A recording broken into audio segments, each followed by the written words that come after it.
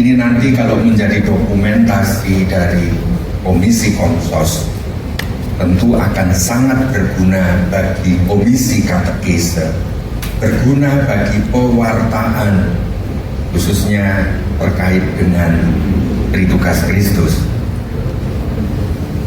Saudara-saudari yang terkasih, tahun 23 yang lalu, di bulan Februari kalau tidak salah, ya tepatnya tanggal 20 Februari tahun 2023, Bapak Paus Fransiskus almarhum, dia mendatangi suatu yayasan film di Italia yang diprakarsai di bawah Konferensi Para Uskup Italia.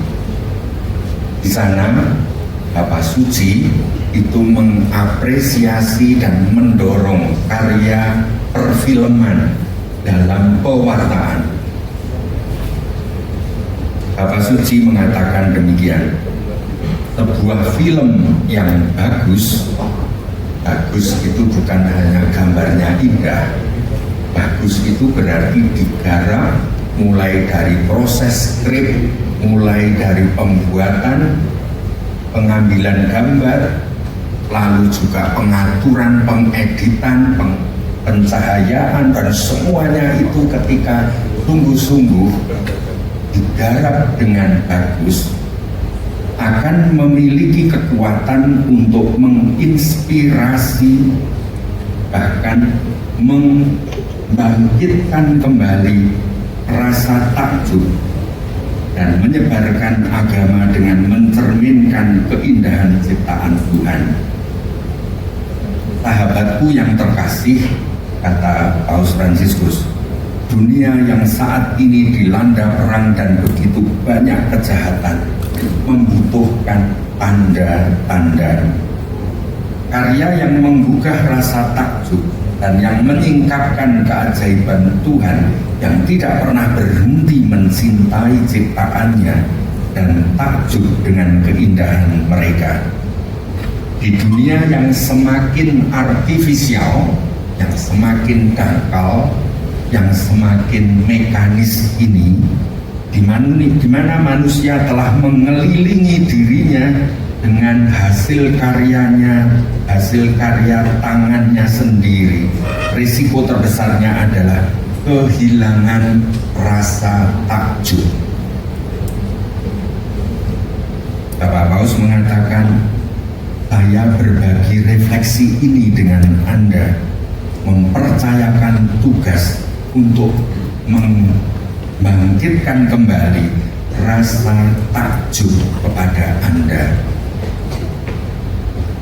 Teman-teman yang terkasih, bagi kalian salah satu tentu saja dalam sebuah tim film, mulai dari pembuat skrip, lalu juga direkturnya, lalu pengambil gambarnya, syutingnya, lalu juga editornya, ada yang macam-macam, memulai semuanya sampai jadi film.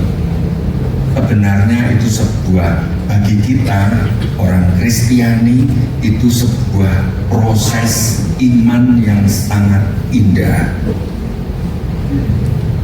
Ini sebuah proses kontemplasi yang sangat bagus. Saya kebetulan juga suka fotografi. Dari kamera saja itu telah mengantar kita kepada misteri sakramen Ekaristi. Kita sering lupa bahwa yang kita bangga-banggakan, yang kita kejar dengan nafsu kita ini gearnya, jadi alatnya. Maka tidak cukup yang hanya Nikon D yang 3 digit, 4 digit itu sudah nggak pede gitu ya. Padahal yang membuat hasil yang bagus itu adalah lensanya, dan siapa di belakang lensa itu. Lensa yang bulat, kalau kita fokuskan dengan tepat, kita akan melihat dengan takjub keindahan itu sendiri. Entah aliran fotografi Anda apa, entah human interest, entah street fotografi, entah makro, entah apa, tetapi sebenarnya kita semua dari balik lensa itu kita sedang dibawa oleh bulatan bening itu untuk berjumpa dengan keajaiban. Kita Ekaristi nanti juga ada bulatan putih yang kalau kita seperti seorang fotografer memandang lewat lingkaran putih itu, kita dibawa kepada ketakjuban akan misteri organ Tuhan Yesus. Anda dengan menggulati tema Tritugas Kristus, lalu bergulat diskusi, mencari tema, angle-nya bagaimana, alur cerita bagaimana, Anda sebenarnya juga sedang memasuki sebuah ketakjuban dari Tritugas Kristus itu sendiri. Semoga dengan mengikuti Sakra Sinema kita tidak terhasut oleh aneka macam yang menggoda dari panggilan utama kita di dalam Sakra Sinema. Seperti Petrus hampir-hampir tergoda tentang siapa Yohanes, ada rasa iri hati. Jangan-jangan Yohanes yang masih muda ini adalah murid yang diistimewakan, atau sisi yang lain Yudas yang berkhianat seperti itu ternyata juga tidak dihukum oleh Tuhan Yesus. Tuhan Yesus Sang Maha Kasih, Dia hanya mengatakan jangan mengurusi hal-hal yang aneka macam itu. Entah Anda itu nanti juara atau tidak, diapresiasi atau tidak, Anda sudah sungguh bersyukur dan berbahagia karena bisa membuat film ini untuk kemuliaan Tuhan.